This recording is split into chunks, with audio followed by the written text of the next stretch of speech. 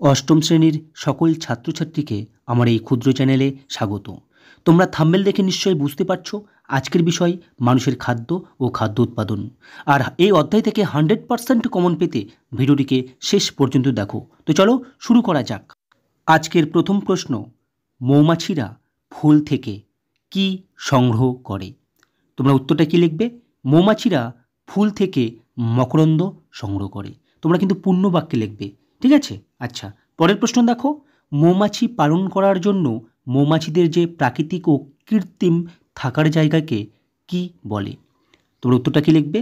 মৌমাছি পালন করার জন্য মৌমাছিদের প্রাকৃতিক ও কৃত্রিম থাকার জায়গাকে কি বলে? মধুমক্ষিশালা বা এপিআরি। ক্লিয়ার? আচ্ছা, পরের প্রশ্ন দেখো, মৌমাছির জীবনচক্রের বিভিন্ন দশাগুলি লেখো। মৌমাছিদের যে জীবনচক্র আছে তার দশাগুলো তোমাদের লিখতে বলেছে। উত্তরে তোমরা কি লিখবে? মৌমাছিদের জীবনে 4টি দশা আছে, যথা ডিম, লার্ভা, পিউপা এবং পূর্ণাঙ্গ। পরের প্রশ্ন দেখো, মৌমাছিরা মৌচাকে মধু কিভাবে তৈরি করে? আর একটা লেজুর প্রশ্ন আছে, দেখো মধুতে উপস্থিত ভিটামিনগুলি কী কী? তোমরা উত্তরটা কি লিখবে? মৌমাছিরা কিভাবে মধু তৈরি করে? শ্রমিক মৌমাছিরা ফুল থেকে সংগ্রহ করা মকরন্দ নিজেদের দেহের মধুথলিতে জমা রাখে। ক্লিয়ার? আচ্ছা, তারপর কি করে? মধুথলিতে মকরন্দের সঙ্গে লালারস মেশার ফলে লালারস মেশার ফলে মকরন্দে থাকা শর্করার কিছু পরিবর্তন হয়। এরপর মৌমাছিরা সেই মিশ্রণকে মধু প্রকোষ্ঠে উগড়ে দেয়। বুঝতে পারলে? এরপর কি করে? আর মৌমাছিরা ডানা দিয়ে ক্রমাগত বাতাস করায় জল বাষ্পীভূত হয়ে মধুতে পরিণত হয়। একটু বুঝে বুঝে পড়বে, ঠিক আছে? আর পরের প্রশ্ন, মধুতে ভিটামিনগুলো কী কী থাকে? এ থাকে, বি কমপ্লেক্স এবং সি থাকে। দেখো তোমরা আগের ভিডিওটা কিন্তু দেখে নেবে, ঠিক আছে? তাহলে কিন্তু 100% কমন পাবে। আমি ডেসক্রিপশনে লিঙ্কটা দিয়ে দেবো। এবার তোমরা পরের প্রশ্নটি দেখো, প্রদত্ত কোনটি মাইনর কার্প? মাইনর মানে ছোট। অপশন এ রুই, বি কাতলা, সি মৃগেল, ডি পুঁটি। সঠিক উত্তর পুঁটি হলো মাইনর কার্প, মানে ছোট কার্প। আর বাকি রুই, কাতলা, মৃগেল এগুলো হচ্ছে সব মেজর কার্প, মানে বড়। ক্লিয়ার? দেখো আমি একটা লেজুর লাগিয়েছি। কার্প বলতে কি বোঝো? খুব ইম্পর্টেন্ট। উত্তরটা কি লিখবে?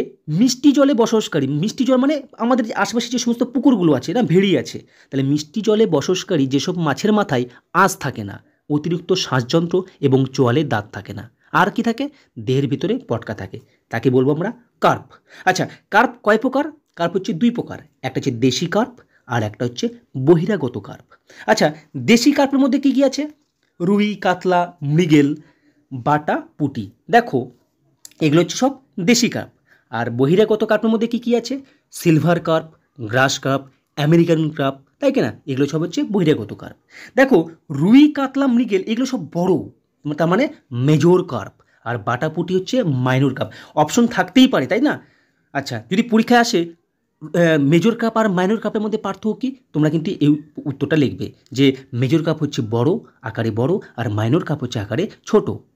আর মেজর কাপ তাড়াতাড়ি বাড়ে আর মাইনর কাপ ধীরে ধীরে বাড়ে। উদাহরণগুলো দিয়ে দেবে। রুই, কাতলা, মৃগেল হচ্ছে মেজর কাপ আর বাটাপুটি হচ্ছে মাইনর কাপ।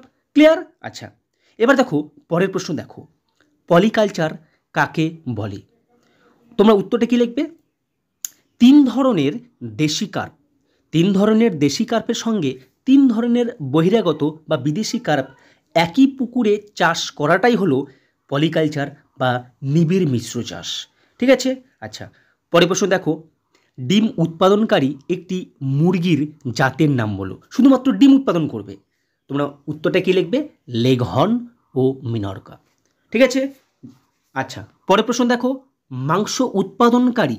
দেখো আগে ছিল ডিম আর এখন কি? শুধু মাংস উৎপাদনকারী একটি মুরগির জাতের নাম বলো। তোমরা উত্তরটা কি লিখবে? আমি অনেকগুলো দিয়েছি, ব্রাহ্মা, কোচিন, আসিল, চিটাগং। একদম সহজভাবে লিখেছি, ঠিক আছে? ব্রাহ্মা, কোচিন, আসিল, চিটাগং হচ্ছে মাংস উৎপাদন করবে। আচ্ছা, পরের প্রশ্ন দেখো, ডিপ লিটার পদ্ধতিতে কি চাষ করা হয়? তোমরা উত্তরটা কি লিখবে? ডিপ লিটার পদ্ধতিতে মুরগি চাষ করা হয়। খুব ভেরি ভেরি ইম্পর্টেন্ট প্রশ্নটা, ঠিক আছে? আচ্ছা, পরের প্রশ্ন দেখো, শিটার ও নন শিটার মুরগি বলতে কি বোঝো? শিটার কাকে বলে বা নন শিটার কাকে বলে? দেখো এখানে কিন্তু এমসিকিউ আসতে পারে, ঠিক আছে? তো বুঝে নাও ব্যাপারটা। যেসব মুরগি ডিমে তা দেয় তাদের সিটার বলে, মানে সিটার মুরগি বলে। ক্লিয়ার? আচ্ছা, যেমন কী কী আছে সিটার মধ্যে? ব্রাহ্মা কোচিন। দেখো ব্রাহ্মা কোচিন, আসল চিটাগং, আমি কি বললাম, মাংস উৎপাদনকারী, এরা কিন্তু ডিমে তা দেয়।